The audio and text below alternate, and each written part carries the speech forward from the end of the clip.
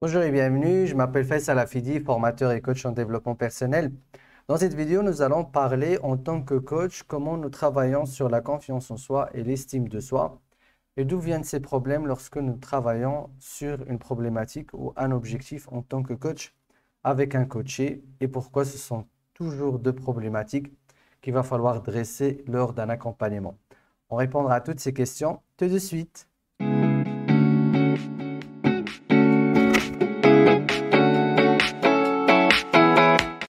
Dans le travail du coaching, en tant que coach, nous accompagnons donc les personnes pour pouvoir atteindre un objectif bien précis. Cet objectif n'est pas autrement atteint que par l'accompagnement, étant donné que la personne a déjà eu des obstacles, des problèmes, des soucis pour pouvoir y arriver. Donc, et souvent, la personne, elle ne vient pas le coacher, donc l'individu ne vient pas avec un objectif clair, mais avec une situation complexe, compliquée, avec beaucoup de problèmes autour. Alors, cette personne-là, en arrivant donc dans un cabinet de coaching, elle arrive, comme on le dessine assez souvent, avec une situation qui l'entoure et qui la perturbe.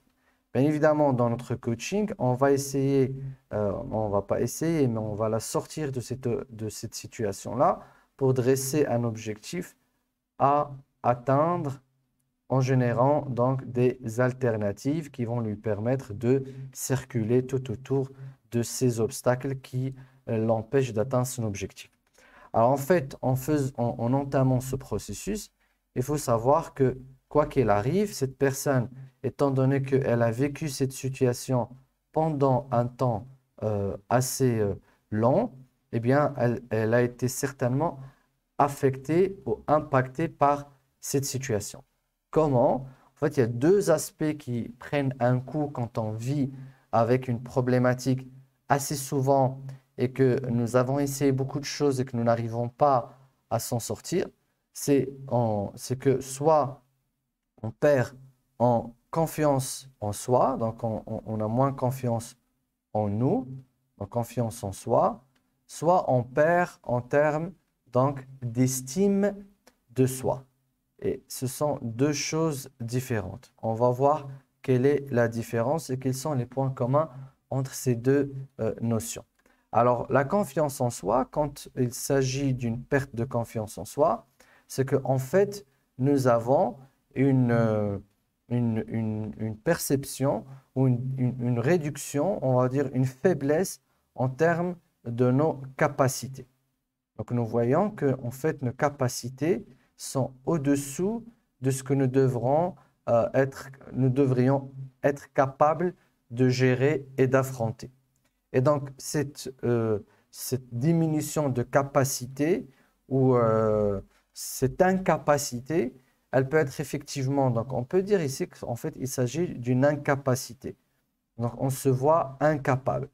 Donc, cette incapacité est soit euh, objective.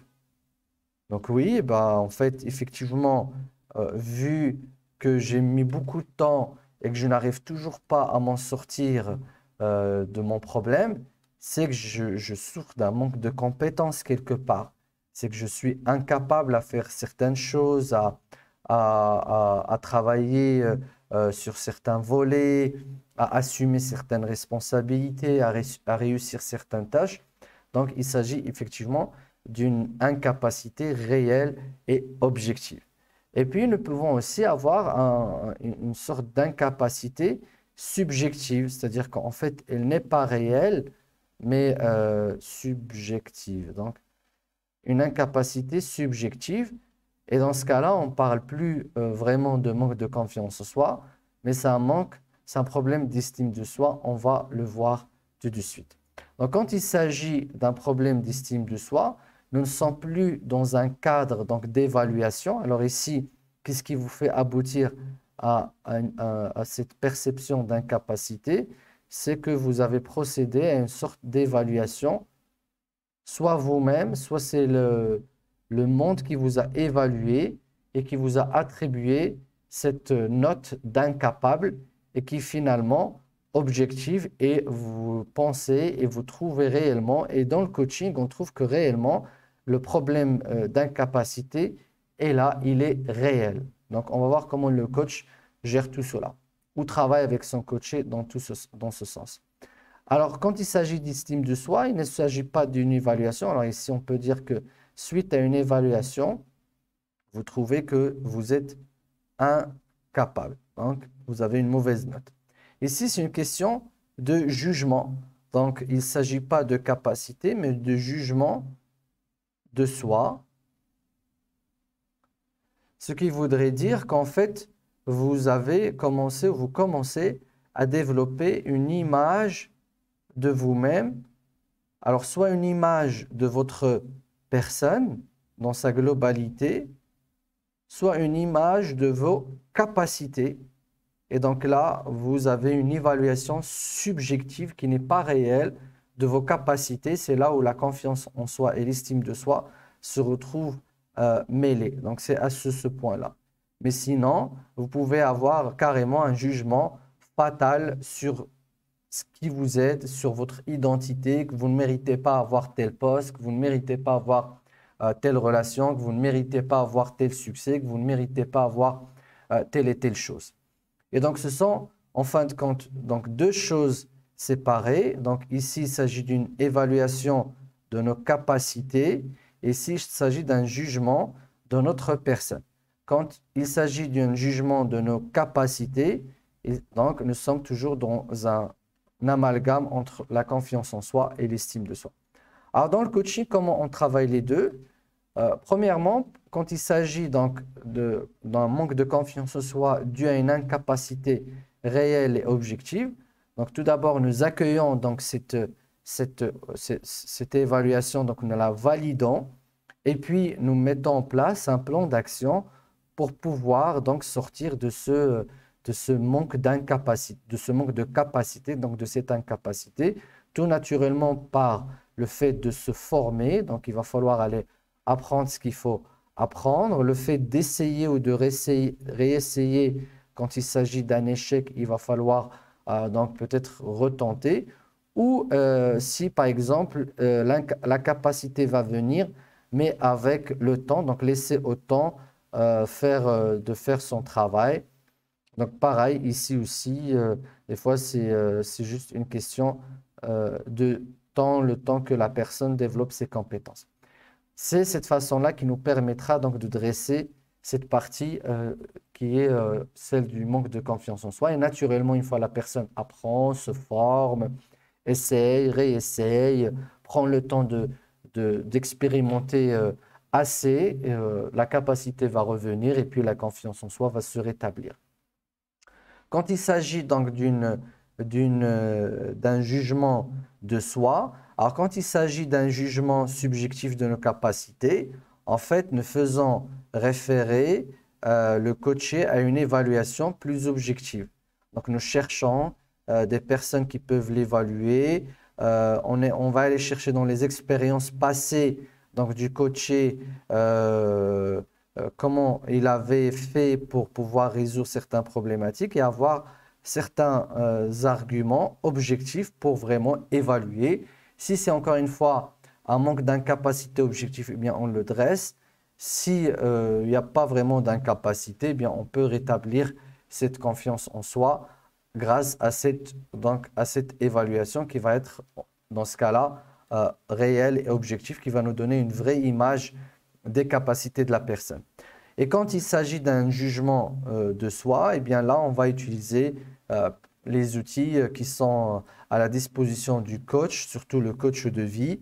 Donc, en travaillant sur la bienveillance, donc la relation avec soi-même, pour vraiment pouvoir réévaluer ou revoir son jugement sur soi, peut-être restreindre ce jugement à des aspects bien précis de la personne. Restreindre.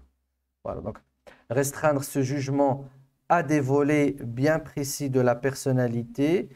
Comme ça, on sait que nous sommes là pour juger une partie de la personne.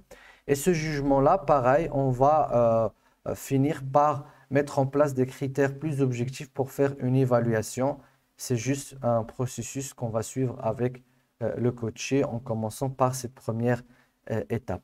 Bien sûr, on va travailler aussi sur les croyances, en recadrant, en changeant les croyances limitantes négatives et aussi donc rechercher des résultats, des contre-résultats, des exceptions. Donc, c'est en fait un ensemble d'outils que va utiliser déjà les compétences du coach, surtout dans le coaching quand nous utilisons le coaching générateur d'alternatives. C'est un coaching qui va de soi-même extraire la personne de ce jugement et de la remettre dans un cadre où elle va apercevoir sa personne de manière correcte, plus juste, plus raisonnable, et au lieu d'être juste un juge comme ça, intransigeant et souvent injuste vis-à-vis de soi-même. Ce qu'il faut savoir, c'est que quand on fait du coaching de vie ou quand on fait du coaching de manière générale, nous serons toujours amenés à travailler confiance en soi et estime de soi. Alors, dans le modèle du coaching générateur d'alternatives, on ne dresse pas souvent comme objectif de faire remonter la confiance en soi et l'estime de soi. Ça arrive dès les premières séances. Ça arrive dès la première séance. Nous avons un modèle et un déroulement des séances qui nous permet d'extraire tout de suite la personne de sa subjectivité, de sa perception erronée d'elle-même, de ce qu'elle fait, de sa situation. Et grâce au questionnement d'ailleurs qui fait partie intégrante donc, des compétences du coach, de revenir à une partie plus raisonnable de sa personne et de se reconnecter réellement à ses ressources internes, ressources externes, ses compétences et ses performances qui sont là, qu'on va remettre en exergue et qu'on va refaire ressortir dans ce coaching. Voilà, donc ce sont en fait des choses qui font partie intégrante dans notre coaching et le coach est quelqu'un qui est réputé pour pouvoir donc donner confiance et redonner l'estime de soi à toute personne avec qui il parle sans forcément avoir en tête de faire ce travail-là. Et c'est ça la vraie magie de cette relation de coaching. Voilà, donc nous avons terminé avec cette vidéo. Je vous donne rendez-vous avec une autre vidéo, toujours sur le coaching et les métiers de l'accompagnement. Si vous êtes intéressé par nos formations de coach de vie ou de coach spécialisé, vous pouvez donc consulter les liens en bas de cette vidéo, faire votre demande d'inscription et nous serons ravis de vous voir parmi nous dans ces formations pour pratiquer ce métier magique qui est celui du coaching. Je vous dis donc à très bientôt. Ciao, ciao.